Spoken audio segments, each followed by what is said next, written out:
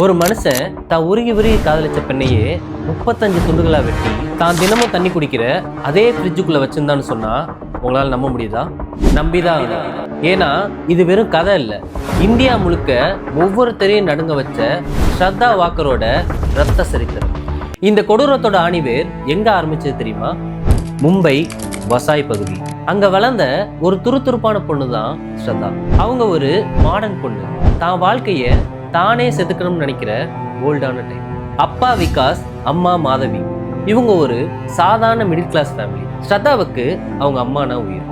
ஆனா அவங்க அப்பா கூட அடிக்கடி சின்ன சின்ன கருத்து வேறுபாடுகள் வரும். விதி பாருங்க, 2020 அவங்க அம்மா இறந்தப்போ ஸ்ரத்தா மனதளவுல சுக்குநூறா உடஞ்சு போறாங்க. அந்த தனிமை தான் அவங்கள ஒரு அரக்கன் கிட்ட கொண்டு போய் சேர்க்குது. 2019 ஸ்ரத்தா ஒரு கால் சென்டர்ல வேலை பார்த்துட்டு இருக்காங்க. அப்பதான் பம்பிள் அப்படிங்கிற டேட்டிங் ஆப் மூலமா அஃப்தாப் அறிமுகமாகலாம். பார்க்க ரொம்ப ஹேண்ட்ஸம், சாஃப்டா பேசுவான். அஃப்தாப் ஒரு ஃபுட் பிளாகர். அது மட்டும் இல்லாம அவன் ஒரு ட்ரெயின் செஃப் கூட. கவனிக்க வேண்டிய விஷயம் இதுதான், கத்திய லாவகமா பயன்படுத்த தெரிஞ்ச அந்த செஃப்போட பின்னணி தான் பின்னாடி ஸ்ரத்தாவோட உடம்ப கூறு போடுறதுக்கு உதவ போகுதுன்னு அந்த அப்பாவி பொண்ணுக்கு அப்போ தெரியாது. இவங்களோட காதலை பத்தி வீட்டுல தெரிஞ்சப்போ ஸ்ரத்தாவோட அப்பா பதறி போய் தடுத்தாரு. அந்த பையன் நமக்கு வேணாம், அவனோட பின்னணி சரியில்லைன்னு அவங்க அப்பா அவளை எச்சரிச்சாரு. ஆனா காதல் ஸ்ரத்தா கண்ணை மறைச்சுது. ஒரு கட்டத்துல ஸ்ரத்தா அவங்க அப்பா கிட்ட, எனக்கு 25 வயசாச்சு, என் வாழ்க்கையை முடிவு பண்ண எனக்கு தெரியும்னு வீட்டை விட்டு வெளியேறி அஃப்தாப் கூட லிவ் இன் ரிலேஷன்ஷிப்ல வாழ ஆரம்பிச்சாங்க. ஆனா அவன் கூட போன கொஞ்ச நாள்லயே அஃப்தாப்போட நிஜமான முகம் தெரிய ஆரம்பிச்சது. அஃப்தாப் ஸ்ரத்தாவை சந்தேகப்பட ஆரம்பிச்சான். ஒவ்வொரு விஷயத்திலையும் கட்டுப்படுத்த முயற்சி பண்ணான். யாராவது ஒரு பையன் கூட பேசினா அவளை அடிக்கிறது, சந்தேகப்படுறதுன்னு.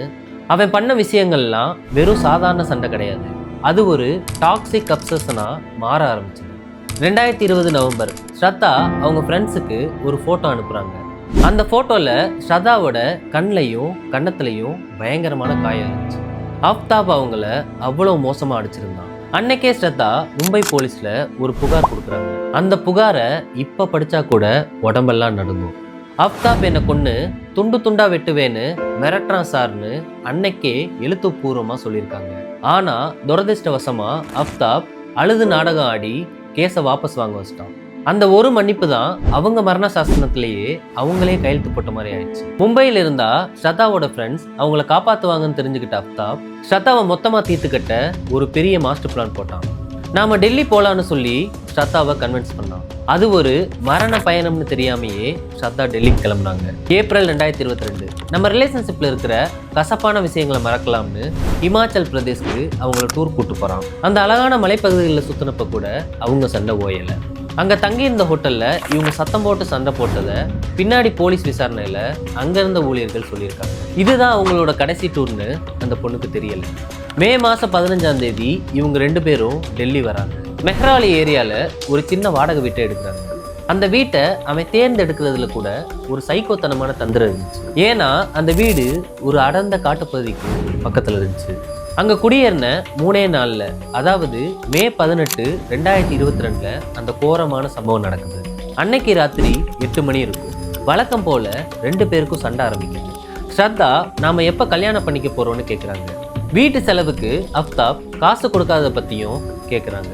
பேச்சுவார்த்தை முத்தி ஸ்ரத்தா கத்த ஆரம்பிச்சதும் பக்கத்து வீட்டுக்காரங்களுக்கு கேட்டுருமேன்னு அவளை பெட்ல தள்ளி விடுறான். அவங்க நெஞ்சு மேல ஏறி உட்காந்து அவங்க கத்தக்கூடாதுன்னு ஒரு கையால வாய மூடுறான், இன்னொரு கையால கழுத்தை நெரிக்கிறான். ஸ்ரத்தா தப்பிக்க போராடுறாங்க. அவங்க கை கால்கள் வச்சு அவனை உதைக்கிறாங்க. ஆனா ஒரு செஃப்பான அஃப்தாபோட பலமான கைகளுக்கு முன்னாடி அவளால தாக்கு பிடிக்க முடியல. சில நிமிஷங்கள்லயே ஸ்ரத்தாவோட மூச்சு நிக்குது. கொலை செஞ்சதுக்கு அப்புறமும் அவன் பதறல, பயப்படல.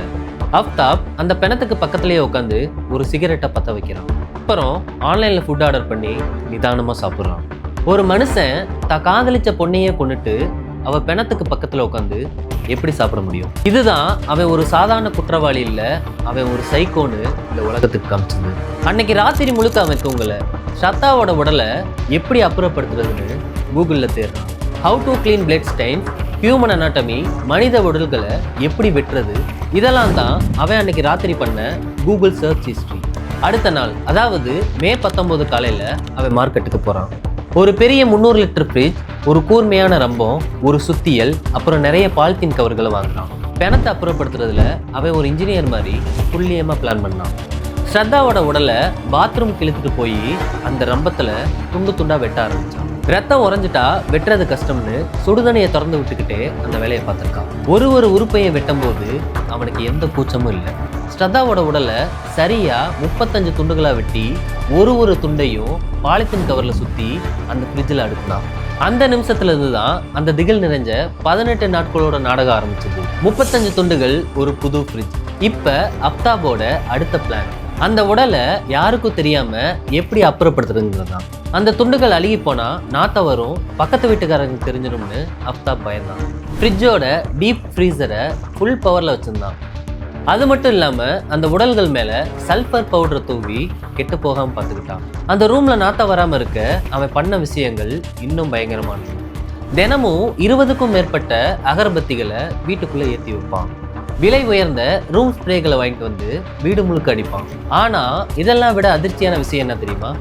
அந்த பிணத்துண்டுகள் இருந்த அதே வீட்டில் அவன் எப்படி வாழ்ந்தாங்கிறது தான். அந்த ஃப்ரிட்ஜோட ஒரு பக்கம் ஸ்ரத்தாவோட உடல்கள் வச்சிருந்தான், இன்னொரு பக்கம் அவன் வாங்கிட்டு வந்த காய்கறிகளை வச்சிருந்தான். அப்தாப் ஸ்ரத்தாவோட தலையை மட்டும் ஒரு தனி பையில சுத்தி டீப் ஃப்ரீசர்ல வச்சிருந்தான்.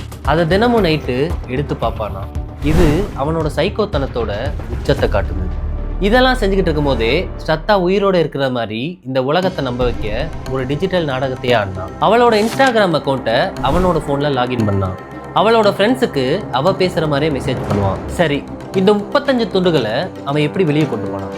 எல்லாத்தையும் ஒரே நேரத்தில் வீசினா மாட்டிக்குவோம்னு அவனுக்கு தெரிஞ்சிருந்தது. அதனால் தினமும் ரைட்டு 2 மணிக்கு பேக்கில் 2 அல்லது 3 துண்டுகளை எடுத்துக்கிட்டு மெஹராலி காட்டு பக்கம் போவான். அந்த பெரிய காட்டுக்குள்ள நாய்கள் எங்கே அதிகமாக இருக்குமோ அங்கே அந்த துண்டுகளை வீசுவான். நாய்கள் அதை சாப்பிட்டா ஆதாரங்கள் அழியுன்றது அவனோட கணக்கு.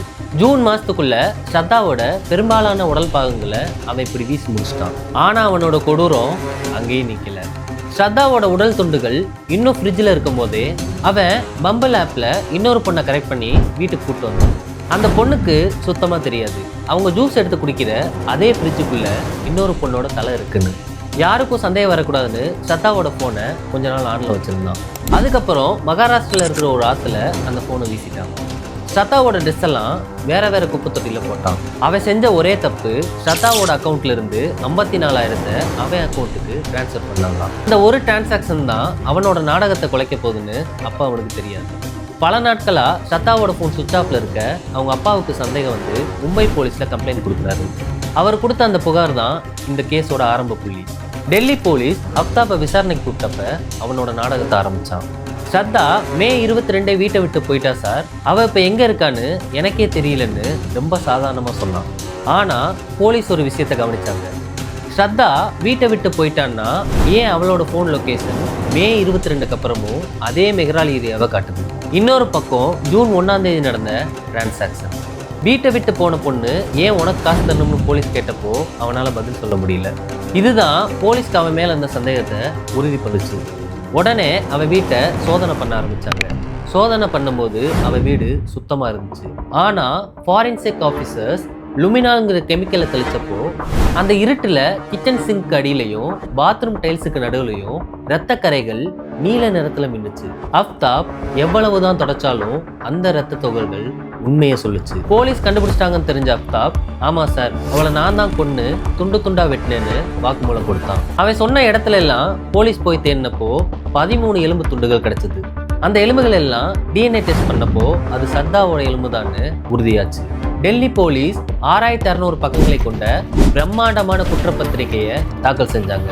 அதுல அவனோட கூகுள் சர்ச் ஹிஸ்டரி, CCTV காட்சிகள், DNA ரிப்போர்ட் அத்தனையும் இருந்துச்சு. ஸ்ரத்தாவோட அப்பா நீதிமன்றத்துல அழுதுகிட்டே கேட்டது, என் பொண்ணை 35 துண்டுகளா வெட்டின அந்த மிருகத்தை தூக்குல போடணுங்கிறது தான். இந்த கொடூரமான சம்பவம் நமக்கு சொல்ற பாடம் ஒண்ணுதான். சோசியல் மீடியாவிலையோ டேட்டிங் ஆப்லேயோ ஒருத்தவங்களை பார்க்கும்போது அவங்க முகமூடியை நம்பிடாதீங்க.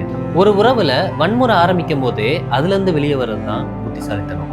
ஸ்ரத்தா தடவை அடி வாங்கினப்பயே வெளியே வந்திருந்தாங்கன்னா அவங்க இன்னைக்கு உயிரோட நிற்பாங்க. இந்த கேஸை பற்றி நீங்கள் என்ன நினைக்கிறீங்க? கமெண்ட்ஸில் சொல்லுங்கள்.